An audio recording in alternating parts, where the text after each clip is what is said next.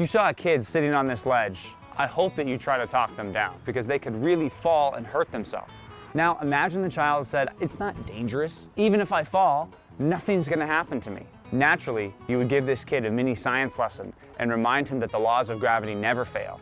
And if he falls, gravity will take hold of him and introduce him to the ground in a very unpleasant way. Now imagine that kid says, ha, I don't even believe in gravity. What would you think about that kid? At the very least, you would think he's being pretty foolish. Why? Because in the realm of science, we all understand that there are laws. And if we ignore those laws, there are immediate consequences, right? Same thing is true with math. 2 + 2 is 4. Do you think 2 × 2 = 4? Yeah, Is that true? I guess so. Is it a fact? Of course it's a fact. Yeah, right. It's a fact. It's true. I agree with you. So why do we all agree that there's absolute truths in the realms of math and science, but when it comes to religion, all bets are off? So for you, would you tell me that I'm wrong if I said that I was a Christian? Do you think that that's wrong? No. No. Okay. Do you think it's right? It's not right or wrong. It's your personal belief. You have the right to believe what you want to believe. It seems we have some realms, like science and math, that have unviolatable laws that are true for everyone, but not in the realm of religion. No doubt you've been told that faith is a personal issue, that if you believe in God and that works for you, that's your truth, but it doesn't apply to me. This is mostly due to something called postmodernism.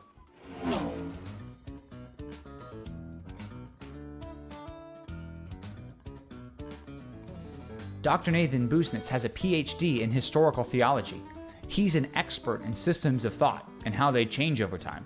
So tell me about postmodernism. Postmodernism is a big term, but really at its core, it approaches things like truth claims and argues that they are relative, that they're the result of social constructs or that they've been developed throughout human history, and so they are relative, they're limited, and that there is no absolute universal standards of truth. Anything can be true, even a lie if a good amount of people believe in it. But then does that make it true if it's a lie? Yeah, because usually it's the majority outrules the minority when it comes to things like that. Someone could say Jesus is God's son, and if a lot of people believe that, then for that majority group it's true, but for everyone else it's not. So if I got everybody in the universe somehow to look at you and say you're not a real person, or you're not really, alive, or don't really exist, would that make it true just because everybody says it? I would say yeah. Okay. That's sad. I know. Yeah. Yeah, but I just feel as though if the majority says yeah, then it's just true.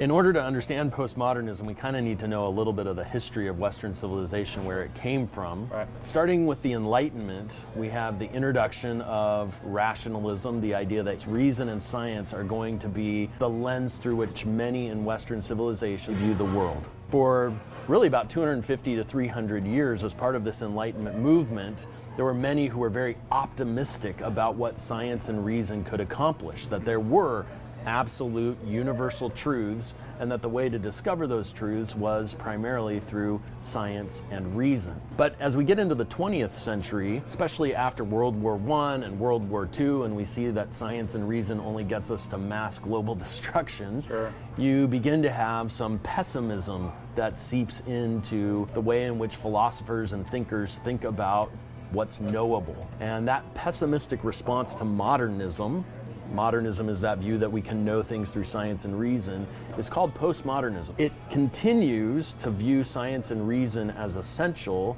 but it's no longer optimistic about what can be accomplished. Do you believe that all truth is relative, person to person? Yeah. Do you believe that mathematics and scientific laws are relative, person to person? Yes. Because that's just my own personal views. In other words, postmodernism says that those universal absolute truth claims, we don't think that those are knowable, but instead that truth is relative, and that our ability to understand truth is limited by our finite experience, and it's tied to our individual perspective. So it becomes relative, it becomes subjective. Do you think it's possible for me to believe something and you to believe something, and then to be totally opposed and for both of us to be right? I do. I feel like that is the case. I mean, being like that, I have a boyfriend, right? So like we'll be arguing and I feel like my truth is right and he feels like his is, and he's like really strong about what his truth is and I'm really strong about mine. And it's like, even though we have two completely different opinions, we both feel like that's the truth and like that's how it should be. Who were the founding fathers, so to speak, of that movement? The movement in the mid-20th century really started in the realm of literature. And there was a guy named Jacques Derrida who applied some of these principles to literary texts. And he used what he called deconstruction, which was an effort to remove the meaning of the text from the actual text. So if we can put separation between what the text says and what it means, meaning can become subjective. So just because something says something, well, maybe it means something else. And as the reader, this is called reader response theory, as the reader, well, what does it mean to me? What does it mean to you?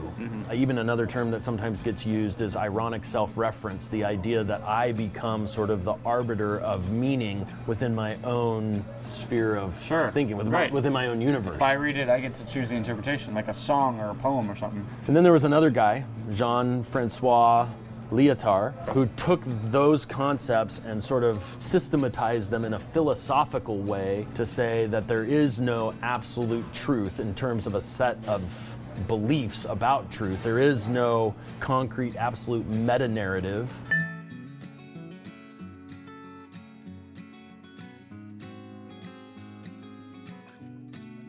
And even the assertion that there is no absolute truth is in and of itself an assertion. It's an absolute truth. So, we live in a postmodern world.